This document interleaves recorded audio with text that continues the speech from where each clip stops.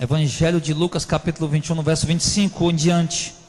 Haverá sinais no sol e na lua e nas estrelas, e na terra angústia das nações em perplexidade pelo bramido do mar e das ondas. Homens desmaiando de terror, na expectação das coisas que sobrevirão ao mundo, porquanto os poderes do céu serão abalados. Então verão vir o Filho do Homem numa nuvem, oh glória, com poder e grande glória. Ora, quando essas coisas começarem a acontecer, olhai para cima e levantai a vossa cabeça, porque a vossa redenção está próxima. Disse-lhe uma parábola: olhai para a figueira e para toda árvore, quando já começa a brotar, vós sabeis por vós mesmo, vendo que perto está já o verão. Assim também vós, quando virdes acontecer essas coisas, sabei que o reino de Deus está perto. Em verdade vos digo que não passará essa geração até que tudo aconteça. Passará o céu e a terra, mas minhas palavras não hão de passar. Olhai por vós, para que não aconteça que o vosso coração se carregue de glutonaria e de embriaguez dos cuidados da vida, e venha sobre vós de improviso aquele dia, porque virá como um laço sobre todos os que habitam na face de toda a terra. Vigiai, pois, em todo o tempo, orando, para que sejais havidos por dignos de evitar todas essas coisas e de estar de pé diante do Filho do Homem. Amém. Mas irmão, pode sentar. Irmãos, nós sabemos que na despedida de Jesus, quando esteve aqui na terra, um dos momentos mais importantes está registrado em João capítulo 15, 16, 17. É quando Jesus, 14 também, quando Jesus está dando as últimas instruções e fazendo a promessa do Consolador, que é o Espírito Santo. Mas outro momento também que marcou muito, a despedida de Jesus. Eu digo a despedida física, porque o Senhor ia morrer, ressuscitaria, passaria mais 40 dias aqui, depois subiria aos céus e só viria depois na sua segunda vinda, para arrebatar a igreja. E o Senhor, antes dele subir, antes mesmo dele morrer, ele ministrou o sermão chamado sermão escatológico. Por que escatológico? Porque é um sermão que anuncia as últimas coisas. Só que quando nós lemos o sermão escatológico, Mateus 24, Marcos 3, Lucas 21, a gente nunca imagina, nunca para perceber que a escatologia, os últimos acontecimentos daquele sermão começaram já a acontecer desde que Jesus subiu ao céu. Porque ele falou que a igreja do princípio ia ser perseguida, está lá registrado.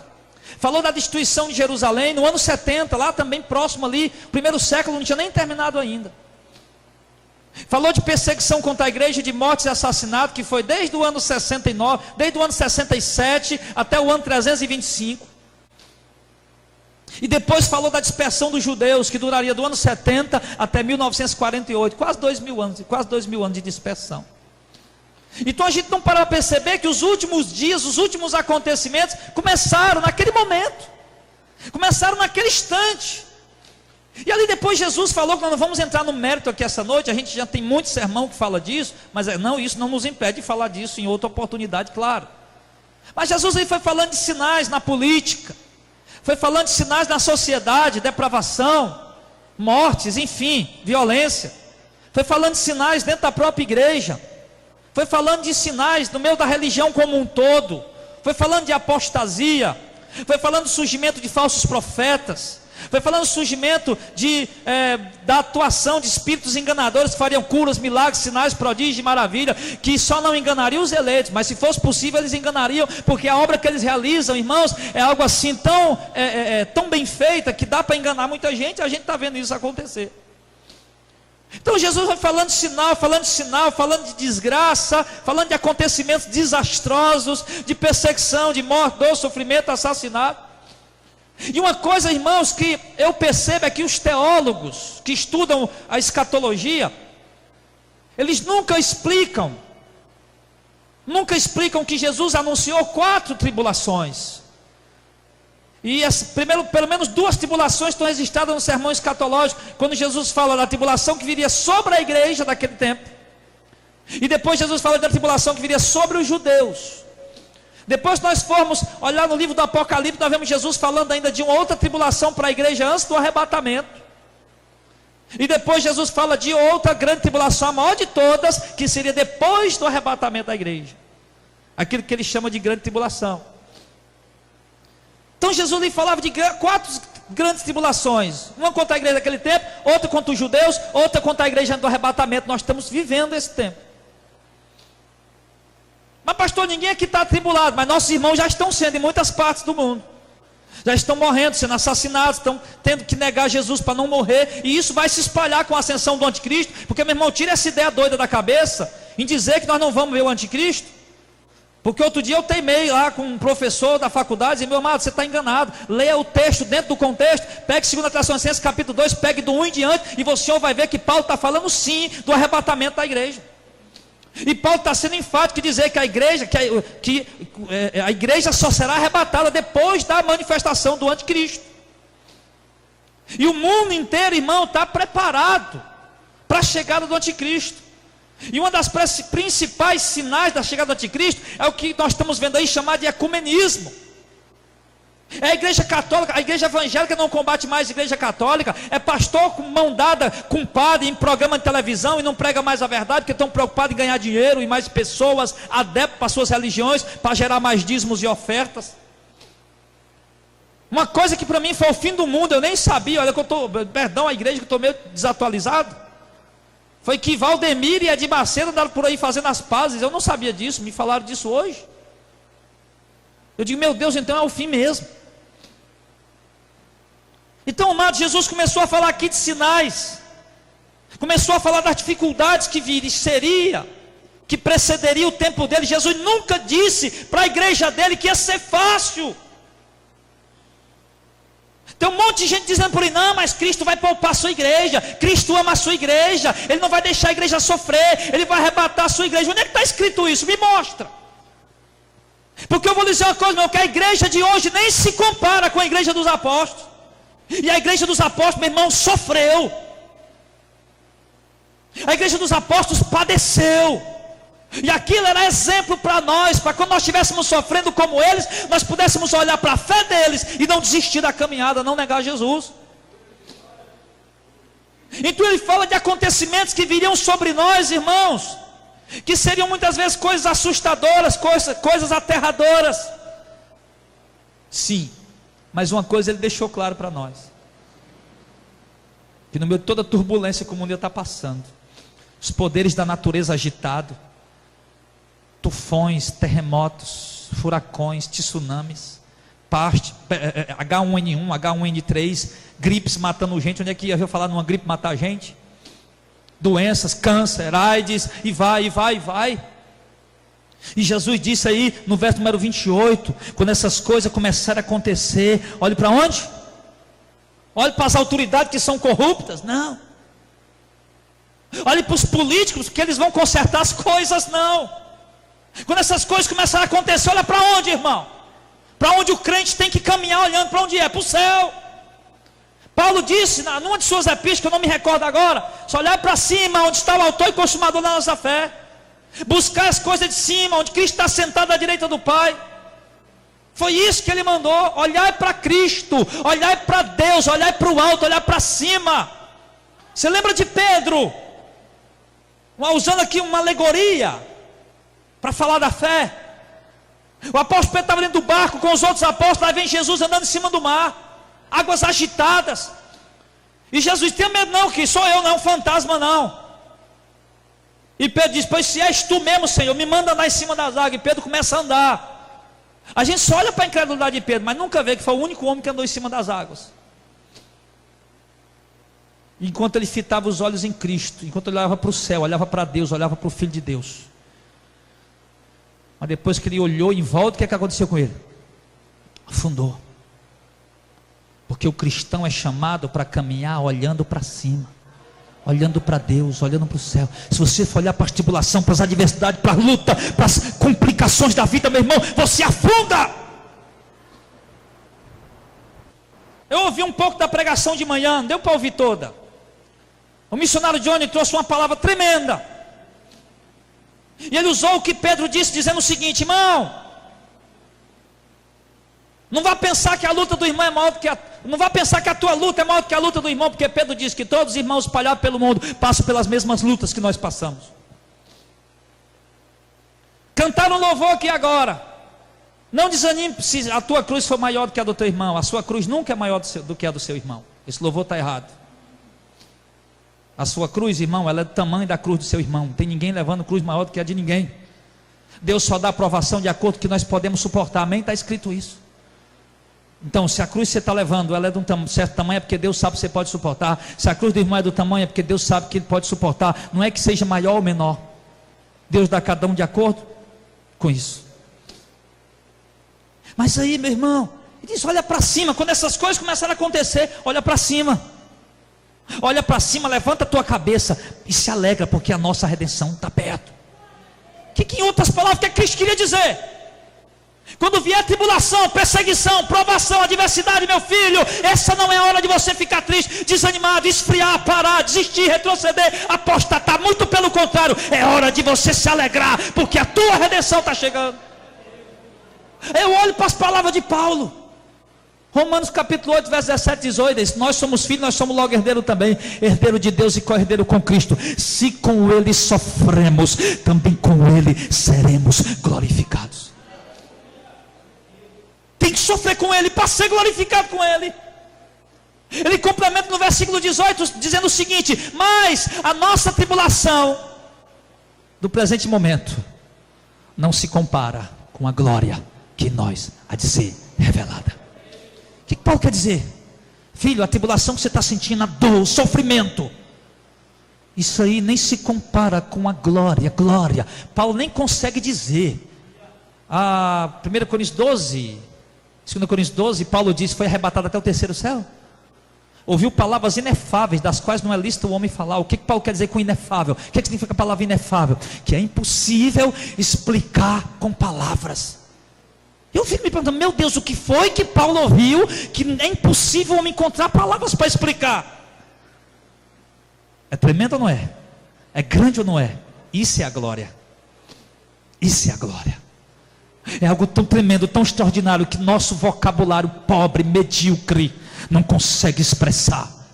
Pastor, e se for um doutor eloquente, poliglota, seja lá, fala 1000 línguas, nem ele, muito menos ele. Mas e aí, pastor? Nós apenas sentimos aqui o fogo ardendo e queimando, e o nosso espírito gemendo, para que esse corpo seja logo transformado e suba para o reino celestial. É isso que a gente sente entre nós. Rapaz, eu não sei explicar, eu não sei falar, eu não consigo encontrar palavras. Que glória é essa? Eu só sei que eu quero ela, meu filho. Então, meu irmão, em outras palavras, Jesus está dizendo aqui: filhos, é o seguinte, vai vir muita luta para vocês. Mas pastor, e a teologia da prosperidade? Venha para cá que você vai ficar rico. Venha para cá que vai tudo ficar bom para você. Mentira. É mentira. Quando Paulo foi apedrejado, acho que em Atenas. Alguém lembra onde foi? Paulo voltou pelas regiões onde ele tinha aberto a igreja. O que é que ele dizia para os irmãos? Através de muito show gospel, nós vamos entrar no reino de Deus. Através de muitos arraial gospel, Marie, nós vamos entrar no reino de Deus. Não. Paulo disse: meus irmãos, Paulo tinha acabado de ser apedrejado.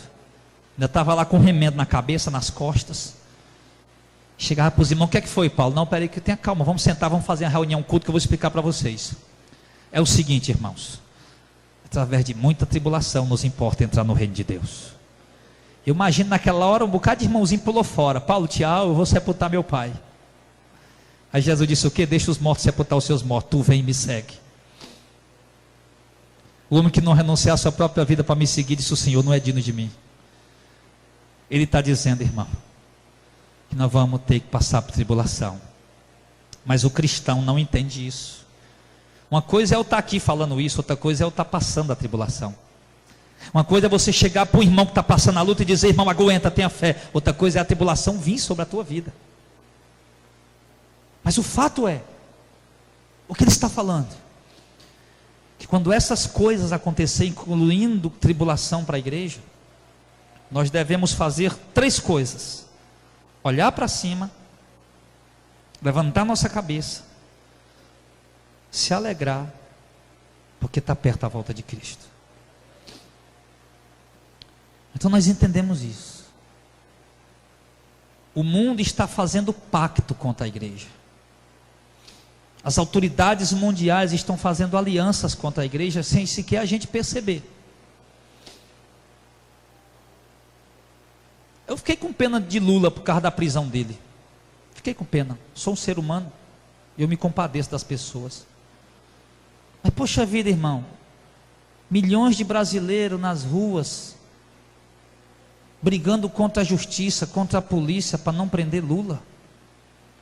Irmão, governo do PT e governo desses outros que estão aí, seja PMDB, seja PSDB, irmão, são governos contra igreja. Eu não estou aqui falando nada, irmão, porque eu voto em branco. Eu não me animo com o cenário que está aí. Eu tenho um dever, a lei me obriga, eu tenho que votar, eu tenho. Então eu tenho um dever de ir lá e votar, mas eu tenho o direito de votar em quem eu quero. Se eu quero votar em branco, eu voto em branco. O dever de cidadão eu tenho que cumprir, porém eu voto em quem eu quero. E se eu quero votar em branco, é um dever, um direito que eu tenho. Agora, tem uns pastores aí que estão apoiando político, aí fica dizendo assim, mas é pecado votar em branco. Mentira. Mas o que acontece? Irmão, nós olharmos os governos mundiais, nós vamos ver governos, irmãos, que são governos anticristãos. Nós vemos um Donald Trump se intitulando cristão, mas vemos Donald Trump com projetos totalmente contra o ser humano. Nós vemos homens matando homem, homens matando criança, guerra na Síria, fome, desgraça. Enquanto isso, nós olhamos para os governos estão se articulando para poder arrecadar mais recursos, mais dinheiro, e não estão preocupados com o povo. Eu vou lhe dizer, isso é cristianismo, irmão? Não. Leis e mais leis hoje. Será que criaram uma lei que você não pode, tem decibelímetro, o som tem que ter uma certa altura, só pode ir até aquela certa altura ali, se passar daquilo, eles prendem a caixa de som. Paredão toca, forró toca, carro de som do mundo toca, pega uma caixa de som, bota na praça, começa a pregar, chega a polícia, opa, guarda a caixa, está falando alto demais. Leis, irmão, que tentam calar a igreja, e nós não percebemos. Isso é tribulação.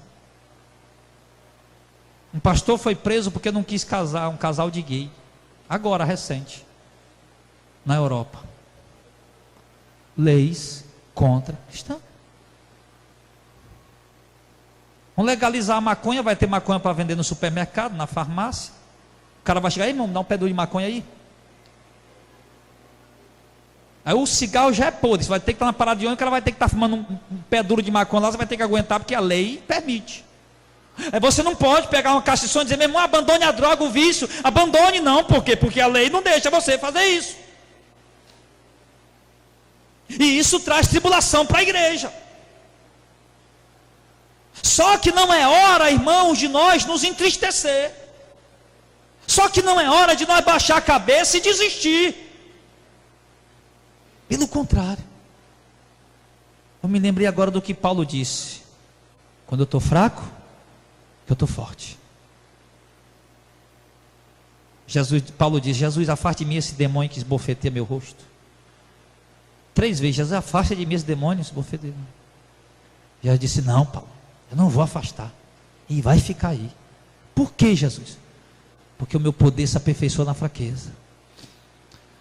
Quando tu está fraco aí, ó, aí é que tu está forte, não faz nem ideia.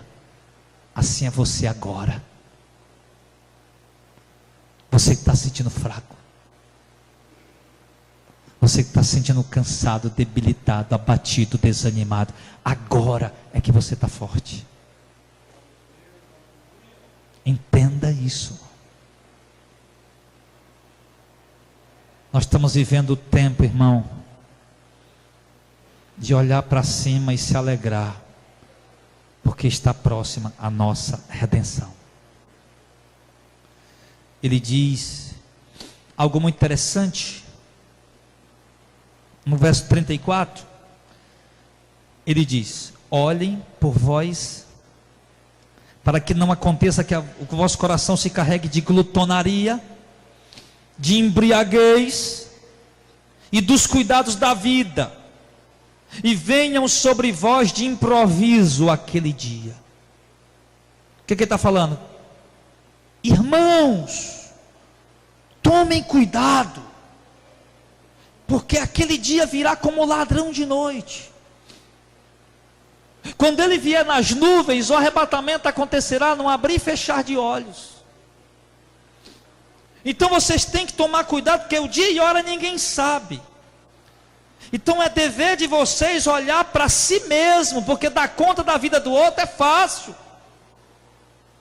Dar conta do que o irmão está fazendo de certo ou errado, a gente faz bem facinho, bonitinho.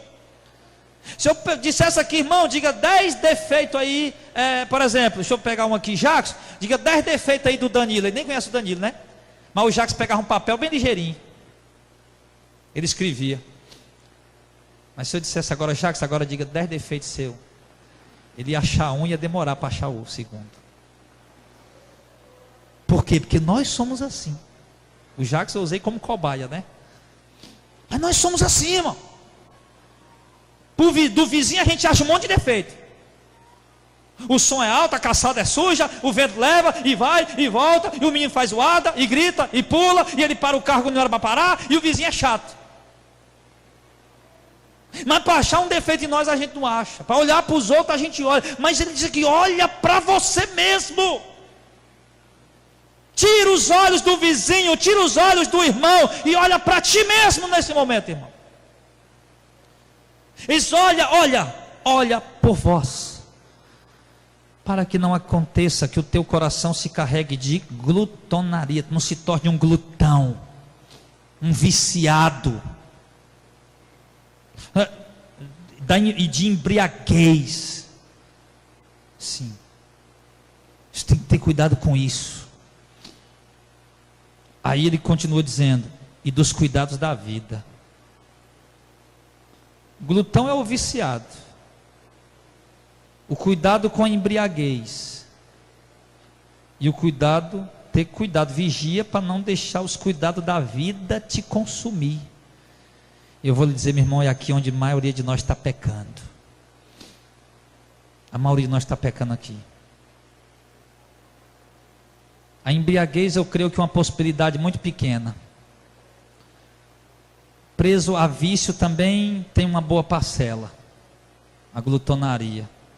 Porque glutonaria não se resume só em comer muito, não. Se resume o vício, vícios como um todo. O apetite desordenado para consumir tudo, não só comida. O apetite desordenado pelo Facebook, pelo WhatsApp, pelas redes sociais, tudo isso é glutonaria também. Mas aí, os cuidados da vida. A Bíblia diz, Mateus 13, na parábola do semeador, que tem uma semente que cai no meio dos espinhos. E esses espinhos sufocam a semente e não deixam ela frutificar. Isso são o quê? Os cuidados da vida. A ganância pelas riquezas. Sim. Nós temos que ter cuidado com isso. Uma coisa é você trabalhar. Eu entrei num projeto aí está fazendo a reunião, os caras falando negócio de riqueza, porque Salomão disse isso e aquilo outro. Meu amigo, peraí só um instantinho aí. Que negócio é isso aí? Está falando que Salomão disse isso, e o que Jesus falou, não conta? Que o homem não pode servir a Deus e a riqueza? Trabalhe, meu filho, ganhe o seu pão, compre sua casa, compre seu carro, dê o sustento à sua família, ajude o irmão, ajude a igreja, mas olha esse negócio de ganância de ficar rico.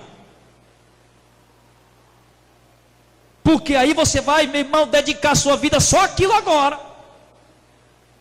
Os cuidados da vida vai te consumir. Aí você vai ficar igual aquela plantinha ali no meio dos espinhos, sufocada, que ela está dando fruto para a glória de Deus e não está.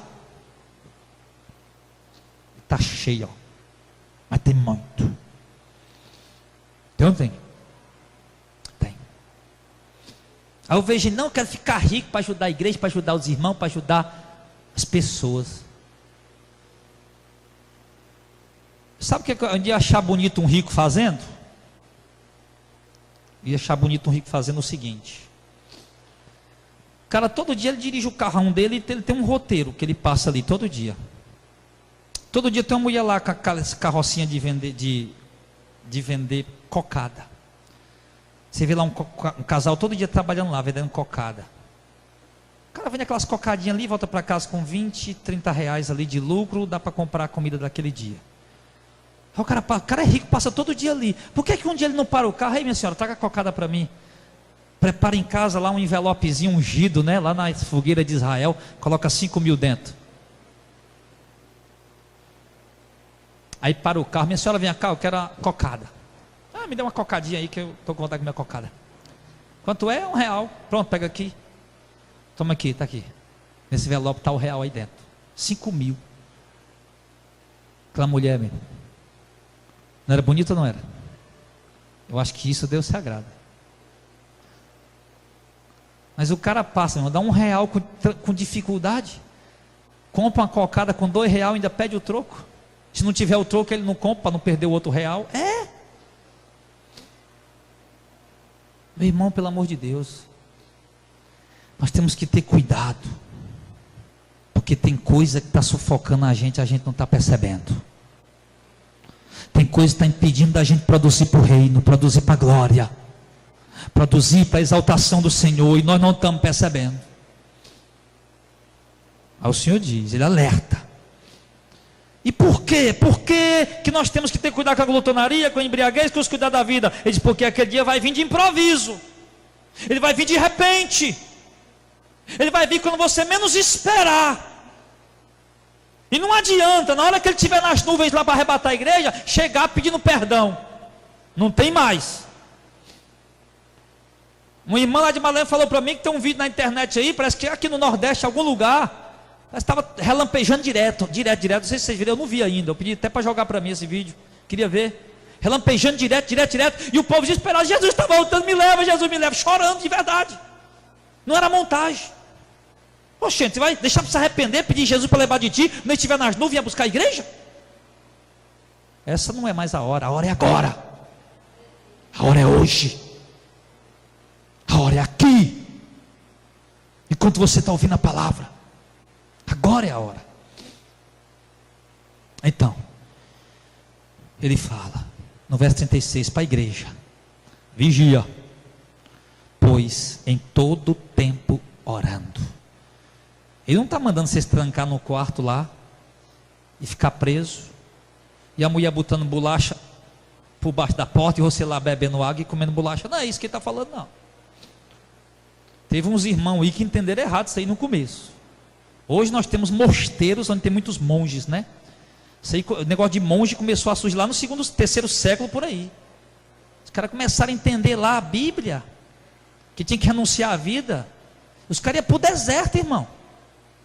Tinha uns que ficavam lá enterrado o corpo inteiro, com a cabeça de fora.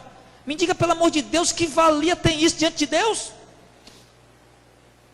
No antigo Israel tinha um grupo chamado os essênios. Quando Israel saiu do cativeiro babilônico e foi habitar lá nas terras ali, até depois o Império Romano veio tomar, houve aquela luta lá entre Israel e os generais ali de Antíoco Epifânio, principalmente, né, os 4 generais de Alexandre Grande.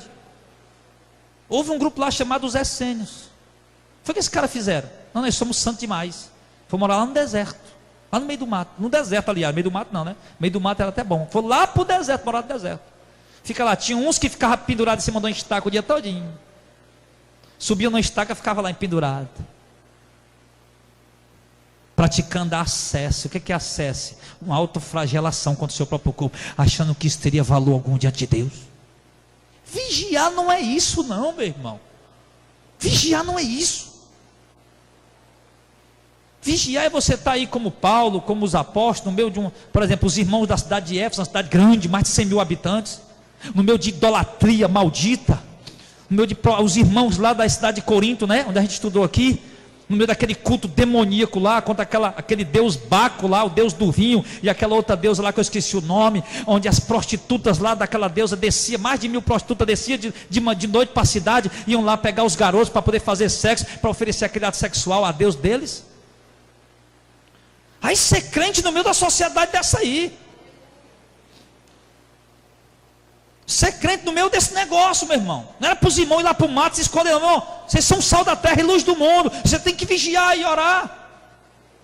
Tem as prostitutas cultuais do Deus Baca, elas vão querer pegar vocês aí, sexo de graça. Hoje o cara tem uma mulher em casa, passa ali na beira-mar, na Francisco Sá, pega uma prostituta, paga 100, 150, 200, para ter 2 horas de prazer com ela, meu irmão. Aí sexo fácil desse jeito, lá de graça, oferecendo para todo mundo, quem que não queria pegar? Os caras pagam para ter hoje lá que era de graça. É ser crente aí, meu irmão. É vigiar aí. Você está entendendo? É aí. Aí fala, vigia e ora, irmão. Vigiar e orai em todo tempo. Para quê? Para que vocês sejam havidos por dignos de evitar todas essas coisas que onde acontecer, está em pé diante do Filho do Homem. Vigiar para quê, Jesus? Para que vocês possam ser achados santos, irrepreensíveis, sem mancha, sem mácula. E no dia do Senhor vocês estarem de pé diante dele. E ouvir aquela bendita palavra de Apocalipse 3, verso 11. Deixa eu ver se é isso mesmo. Apocalipse 3. Deixa eu ver se eu não estou enganado.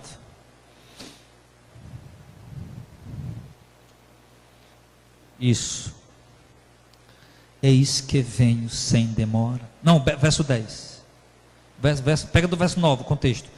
Eis que eu farei os da sinagoga de Satanás, aos que se dizem judeus e não são, mas mentem. Eis que eu farei que venham e adorem prostrado aos teus pés e saibam que eu te amo. O que ele está falando? Eu vou fazer os servos do Satanás virem adorar prostrado aos teus pés, a minha igreja. Jesus não está dizendo que os servos do diabo vão adorar a gente, estão dizendo que eles vão adorar prostrado aos nossos pés. Por quê? Porque nós vamos estar em pé ao lado do Filho do Homem. E quando a terra inteira vier se prostrar aos pés dele, nós estaremos lá de pé ao lado dele. Aí ele diz no verso 11: eis que venham sem demora, guarda o que tens para que ninguém tome a tua coroa. Amém. Aliás, verso 10, né, eu pulei. Como guardaste a palavra da minha paciência, também te guardarei da hora da tentação que há de vir sobre toda a terra, para tentar os que habitam na terra. Eis que venham sem demora, guarda o que tem para que ninguém tome a tua coroa. Então, irmão, preste atenção. Você está vendo a pregação diferente hoje, né? Não está? Por quê? Porque sempre eu sigo uma sistemática, né? Sempre eu prego de uma forma organizada. Eu pego um ponto, vou desenvolvendo, um subponto, depois passo para outro ponto, vamos desenvolvendo sistematicamente para aprender. Mas hoje não. Hoje é uma exortação. Hoje é uma palavra aleatória. Mas eu quero dizer para você uma coisa, baseado em tudo que nós lemos aqui. É tempo de vigiar. Não é tempo de dormir. Não é tempo de relaxar. Não é tempo de baixar a guarda porque a luta está grande. Não é tempo de sentir peninha de si mesmo, de sentir-se coitadinho, peninha de você mesmo por causa do sistema, por causa deste ou daquele. Não é tempo para isso. Nós não temos que sentir pena de nós. Nós não temos que pensar que nós somos coitadinhos. Nós não somos coitadinhos. Não, pastor, não. Por quê? Porque nós temos o Espírito Santo. Nós temos a graça de Deus em nós. Nós temos o selo da promessa, de acordo com Efésios capítulo 2, nós temos o penhor do Espírito, que é o que garante que seremos arrebatados. Que é o que garante que ele vai vir cumprir a promessa de vir buscar a igreja, aqueles que têm o selo do Espírito. Então nós não somos coitadinhos. Então você não tem que baixar a guarda, desanimar, correr, se esconder, não. Nós não somos doutores, nós não somos talvez mestrados, capacitados, mas nós somos o povo de Deus. Nós somos o povo por quem o Filho de Deus deu a vida para salvar. E isso é o suficiente para nós não ter pena de nós e saber que em Cristo Jesus nós somos mais do que vencedores. mais do que vencedores em Cristo. E dizer como Paulo: pastor, mas é porque agora eu estou tendo fartura. Pastor, mas é porque agora eu estou passando necessidade. Aí Paulo diz: pois eu, Paulo, eu aprendi a viver nas duas situações. Eu aprendi a ter fartura e aprendi a passar provação. Ou seja, eu aprendi a ser fiel a Deus tendo recurso, e aprendi a ser fiel a Deus faltando recurso. Mas essa fidelidade que Paulo se refere não é a dízimo e a oferta não, irmão. É a obediência, é a submissão. Está cheio de gente por aí dando dízimo e oferta. Irmão, eu vou lhe dizer, você está enganado, achando que você está comprando a Deus com propina. Isso é um insulto a Ele. Deus não está preocupado com o seu dízimo. Deus não está preocupado com o seu dinheiro. Você não vai comprar Deus com propina. Você deu a contribuição e ficou se sentindo bem porque deu. Você continua sendo o mesmo pecador, dependente da graça de Deus, meu filho. Se você der alguma contribuição, dízimo, esquece, deixa esse negócio de dízimo para lá. Isso aí não existe. Mas você deu a contribuição, servo negligente e mau, só fez o que foi mandado, só fez o que tinha que fazer e nada mais. Pastor, você é doido, você prega, você, ao invés de incentivar os irmãos para dar oferta, você está falando isso, os irmãos vão parar de dar. Meu irmão, se você parar de dar, se não puder pagar o aluguel da igreja, a gente fecha. Mas fecha para fazer culto no outro canto, né? Não vamos ficar com conversinha bonita só para poder os irmãos dar dinheiro para a igreja, não. Já faz quantos meses você me vê? Você me vê pedindo dinheiro aqui? Você me vê pedindo oferta ou dízimo aqui? Você não me vê fazendo isso. Um amigo falou para mim ontem: pastor Jadel, tem dois motivos pelo qual alguém abre uma igreja: o amor por alma, o amor por dinheiro. E no seu ministério está descartado o amor por dinheiro, porque lá nem diz nem oferta pede. Eu digo: conclua como você quiser. Fique à vontade para concluir como você quiser. Nós temos um propósito, temos um motivo que nos move. E esse motivo, meu irmão, é anunciar o Evangelho, preparar a igreja santa para entregar para o noivo santo. E ele vem buscar uma virgem. Ele não vem buscar uma prostituta que anda por aí se deitando com muitos amantes, não. Vem buscar uma virgem pura que está separando para ele. Ele vem buscar uma virgem pura que trocou as vestes sujas, manchadas do pecado, por vestes brancas de santidade. E essa virgem, quando o céu se abrir,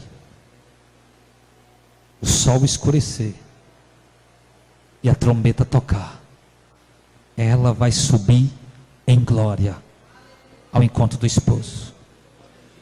E os que morreram, 1 Coríntios 15, o capítulo inteiro, vão ressuscitar. Pastor, se eu morrer, fica tranquilo, morre tranquilo. Faça como D.L. Moody: se esse é a morte, não há nenhum vale. Porque Davi disse, né? Se eu andar pelo vale da sombra da morte, né? O D.L. Moody estava morrendo: rapaz, isso aqui foi a morte, não tem vale não. Não estou vendo nenhum vale. Que maravilha, eu estou partindo para a glória. Mas morre sossegado, tranquilo, satisfeito. Porque naquele dia o Senhor não se esquecerá de ti. Porque Ele te selou, escreveu o teu nome no livro da vida. E esse livro não se borra não, filho. Esse livro não se borra não. Esse livro está escrito antes da fundação do mundo, está lá o seu nome. Então, vigia tão somente e toma cuidado com a tua conduta. Seja sal, seja luz, seja testemunho, para que quando as pessoas olharem para ti, mulher, possa dizer: ali vai uma mulher de Deus. Quando as pessoas olharem para ti, homem, possam dizer: ali vai um homem de Deus. Possam ser, né? Outro dia eu vou pregar sobre isso. A irmã já sempre fala isso, eu nunca preguei, né? Mas aquela passagem lá que Eliseu passava e a sunamita, eu vejo que esse é um homem santo de Deus. Ele não dizia nada, não falava nada, só passava, ela já via: esse homem é santo, esse homem é de Deus. Que a gente seja assim, amados, de modo que a sociedade possa identificar no meio dessa bagunça que está aí. Porque hoje toda igreja evangélica é de Deus. É não, já está enganado. É bem, ó, bem peneiradinho o negócio, bem peneiradinho. mas que as pessoas possam olhar e identificar qual é a igreja verdadeira, qual é a noiva do Cordeiro, qual é a igreja santa, separada de Jesus Cristo. Que você possa ser essa igreja, amém?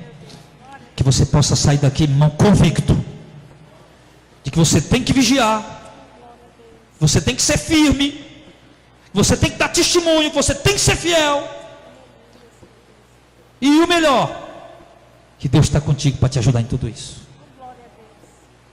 Que a graça, o poder, a unção de Deus está sobre ti, está em ti, para te ajudar a caminhar na presença dele.